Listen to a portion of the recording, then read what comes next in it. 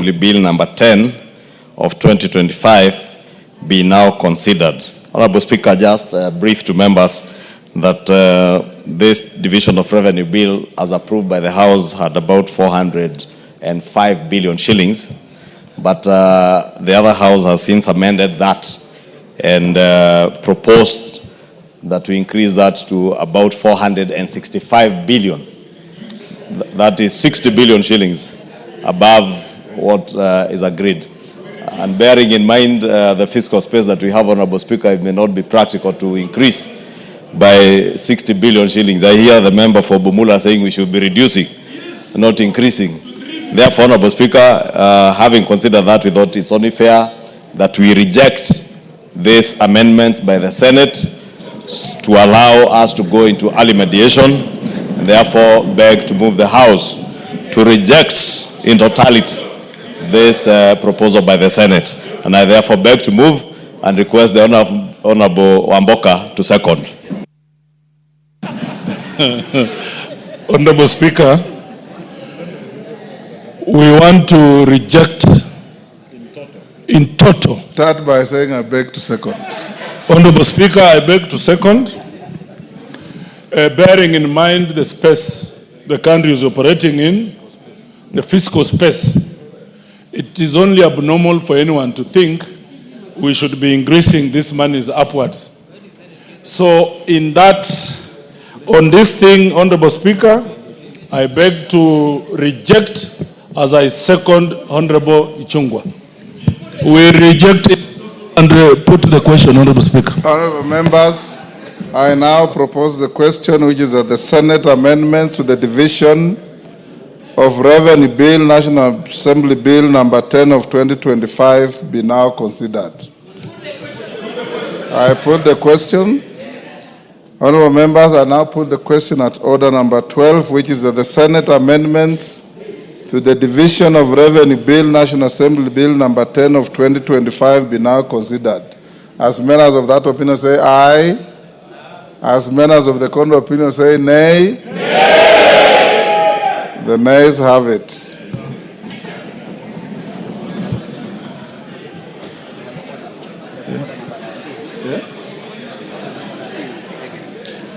Honorable members, that vote invalidates the presence of order number 13 on the order paper. So order number 13 is now struck out from the order paper. Honorable members, now is time I'll give the House 30 minutes or so to pay tribute to one of the greatest sons of this country in the literary world, the late Professor NGUGI wa THIONG'O, whose books yours truly here has read each and every one of them. And I hope each one of you has done the same. Except those written in Kikuyu language. I've read all those written in English. I now invite the majority leader to lead the House, and I suggest members that we give the majority leader 5 minutes and the rest who will speak 2 minutes. Thank you, Honorable Speaker. Honorable Speaker, thank you for this opportunity to pay tribute, as you say, to one of the greatest sons of our nation, and also a great son of my county, Kiambu, and notably also an old boy of the school. And when I speak about the school, it's a school that he attended in the year 1955 to about 1959 before he joined Makerere University. And Honorable Speaker, the Honorable Tiende Amolo, also understands the school I'm speaking about is not Miranda High School. It is the Alliance High School. And Honorable Speaker, I was saying before he went to Makerere University, where he started his writing career and did exemplary well, writing his first 2 novels in English. The first novel, Honorable Speaker, being The Weep Not Child, that he published in the year 1964. Honorable Speaker, also notable, this around the time that we were becoming a republic. And he had graduated from university in 1963 when this country was gaining independence. And also, Honorable Speaker, it's notable to note that the Honorable NGUGI wa THIONG'O says in his writings and recalls how his village in Limuru in Kameredo, where he was born, was razed down by the colonial masters. And probably this is what provoked him when he went to Alliance High School. And after his first semester or his first term in school, he went back home and found the entire village razed down to the ground. And I was saying probably this is what provoked him to even later in life, around 1967 to 1970, to drop the name James NGUGI and adopt his names as we know them today as NGUGI or THIONG'O. Honorable Speaker, as we pay tribute to this great man, a writer who has not only taught literature and English language in many universities here in Africa, beginning with his alma mater, Makerere University, and also came back home to teach at the University of Nairobi before he was imprisoned. He's also taught great universities, Ivy League universities like Yale University, Honorable Speaker, in the US, where he has taught. Northwestern University also, he has been a guest lecturer there. And he has therefore contributed immensely, not just to the growth of literature, but also to the growth of African languages, Honorable Speaker.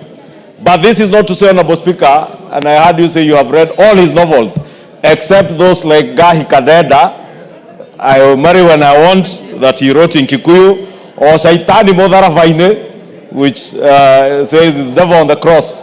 But I think the Devil on the Cross was later translated into English. And therefore, you may have had the opportunity to read these novels, Honorable Speaker. But I'm saying this because NGUGI wa THIONG'O dropped his English name, adopted his Kikuyu names, dropped the name James for NGUGI wa THIONG'O, and also began to write in the Gikuyu language. Not because he was a tribalist, Honorable Speaker, because NGUGI wa THIONG'O was such a nationalist that when he was imprisoned here for a year, sent into detention by the past regimes, Honorable Speaker, in the 70s, he was imprisoned with many other political prisoners who were not necessarily of the Kikuyu descent. And he lived on to fight for justice, equality in the country of Kenya, irrespective of where you came from, Honorable Speaker. And the fact that he has not only taught students from across the world, from different backgrounds, Honorable Speaker, but even his associations, Honorable Speaker, in the literary world, speaks volumes of the man that NGUGI wa THIONG'O was, that he was never at any point in time in his life. He valued his ancestry, he valued his background as a Kikuyu from Limuru, but he never allowed that to be anything to use to lord over others, Honorable Speaker, or even to believe that there was one community that was greater than the other, Honorable Speaker. And he used the African languages, Honorable Speaker, and he has motivated and encouraged very many other African writers to write in their mother tongue, Honorable Speaker. And this is something that we pay great tribute to for him, not just his contributions in academia, Honorable Speaker, but also as a political thinker and shaping the thinking of many African children, African students, and many other indigenous communities around the world, as he taught in many universities around the world, Honorable Speaker. I therefore pay tribute to this great son of Kenya, an old boy of my school, the Alliance High School, and also a great son of the county of Kiambu and my neighboring constituency, Limuru, Honorable Speaker. And how I wish, Honorable Speaker, that Kameredo, because the Member of Parliament for Limuru is here, they would consider the cultural theater that was at Kameredo being further developed into a cultural center for Kiambu County, for our country. Time up. Otienda Molo. Honorable members, the screen is full. I found it full, so it can't have been for this. So those who will speak, I'll just request a show of hands. When every time one member finishes, then you do so. Otienda Molo. Thank you, Mr. Speaker. Mr. Speaker, I take this opportunity to eulogize the late Professor NGUGI wa THIONG'O. NGUGI wa THIONG'O demonstrates defiance, first in terms of name. He had the courage to drop what was called his Christian name. Secondly, the idea of writing in vernacular, which at the time many people frowned upon. Mr. Speaker, NGUGI wa THIONG'O shaped the literary thinking of virtually every other person living right now, including those who are older than him, but definitely those who are younger than him. And many of us have become what we are because we started reading NGUGI wa THIONG'O from primary school. NGUGI, unfortunately, remains one of those whose intellect may not have been, shared in his later life because of political intolerance. And there's a long list of his contemporaries who had to flee the country at the time, including the late Professor Ali Mazrui, including those who are living even now, like Professor Shadrach Guto in South Africa, and many others. I think in his life is a lesson that we must have some level of political tolerance, even of those with whom we do not agree. Because a lot of times, we then have them benefit others. These are giants who ended up benefit others in other countries. Mr. Speaker, even though NGUGI wa THIONG'O may not have won the Nobel Peace Prize, NGUGI wa THIONG'O remains a towering giant in East Africa, in Africa, and in the world, like no other. Mr. Speaker, I think that what we should do is to name something serious in this country in honor of NGUGI wa THIONG'O, not just to name everything after politicians. This is somebody who deserves to be remembered. Omboko Milemba. Thank you, Honorable Speaker. I also take this time to eulogize NGUGI wa THIONG'O, who was a great writer who influenced many of the readers of the time and the children. And as young people would compete on how many books of NGUGI and other writers you would have read during that particular time. But I think what I find quite strong about NGUGI was that he had to compete with very good writers from West Africa, because in that particular time of the 80s and 70s, the West African writers were doing very well, the likes of Chinua Achebe, the likes of Lechi Amadi with the Concubine, and Aldo and others. But NGUGI came out very strongly from the East African region to also compete very competitively with the West African writers, and he was a celebrity for the East African people. And therefore, I think this was one of the greatest. But one other thing I find very strong about him was the fact that he wrote about class struggles at a time when nobody wanted to tolerate the politics of class struggle, which remains with us today. And partly that's why he was imprisoned and then fled the country to go out. That is in the Petals of Blood. Petals of Blood. Thank you. You are a master. Thank you. In the Petals of Blood, he tries to bring out that very confidently. And I think we should have more tolerance in our times to literal word and those who are writing. So when I see a place like the Shackles of Blood get trouble, I just blame those who are invading the space of academics and are not teachers. If we allow teachers to do these things without much of the competition and blocking, would really improve our literal world. Thank you, Honorable Speaker. Rachel Nyamai. Thank you, Honorable Speaker, for giving me this opportunity to eulogize our son, the son of the world, a linguist, a creative, and a gift to this country. Honorable Speaker, I would like to go direct to the family that the Honorable NGUGI wa THIONG'O has left for us. I could not move my eyes from the screen, Honorable Speaker, watching the children of NGUGI wa THIONG'O. He has left us children who are grounded, children that he must have taught and given the right way to follow. Mr. Speaker, I think this is a lesson that we need to pick as a house, that we need to know that no matter how busy we are, no matter how many parts of the world we go to, at the end of the day, it's family.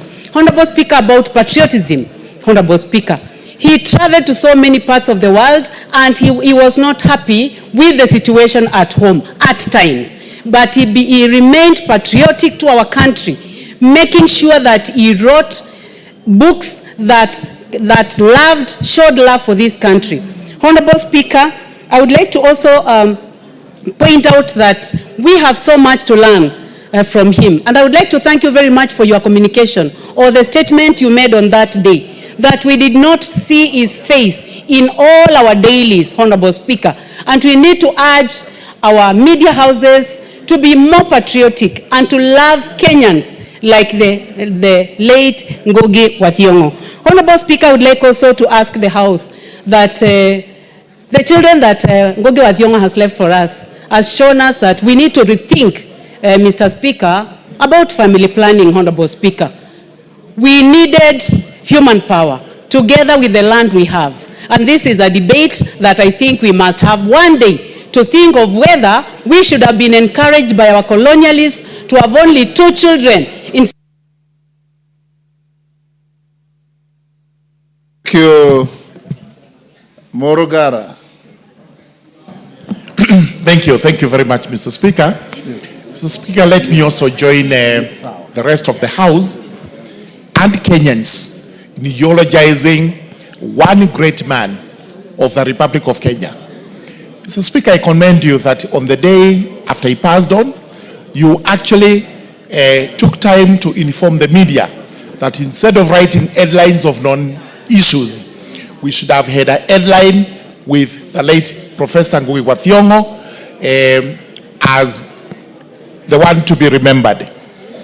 Actually, the following day it happened, and that was extremely good because Kenyans were able to recollect the lives and times of the late Professor Ngugi wa Thiong'o. It's always important to remember when he left the school, the Alliance High School, went to Makerere University for his studies that time, where he met the late Mwai Kibaki, who was supposed to be his lecturer. But instead, Kibaki advised him to do literature or Bachelor of Arts in English, as it was called that time, because he was not very good in economics, but he was extremely good in literature, in writing the written word, and he had the power of the gab. What we encourage our learners today, and especially those who are in school, it's not just to read the works of the late Ngugi wa Thiong'o, but to take a cue from him. Take time to learn writing skills so that after Ngugi wa Thiong'o, we are able to produce many more Ngugi wa Thiong'os who will tower Africa in the likes of Chinua Achebe and the rest in writing. Therefore, today, we eulogize a great man of the Republic of Kenya, the late Ngugi wa Thiong'o, and may his soul rest in eternal peace. Thank you very much. Mele Odhiambo.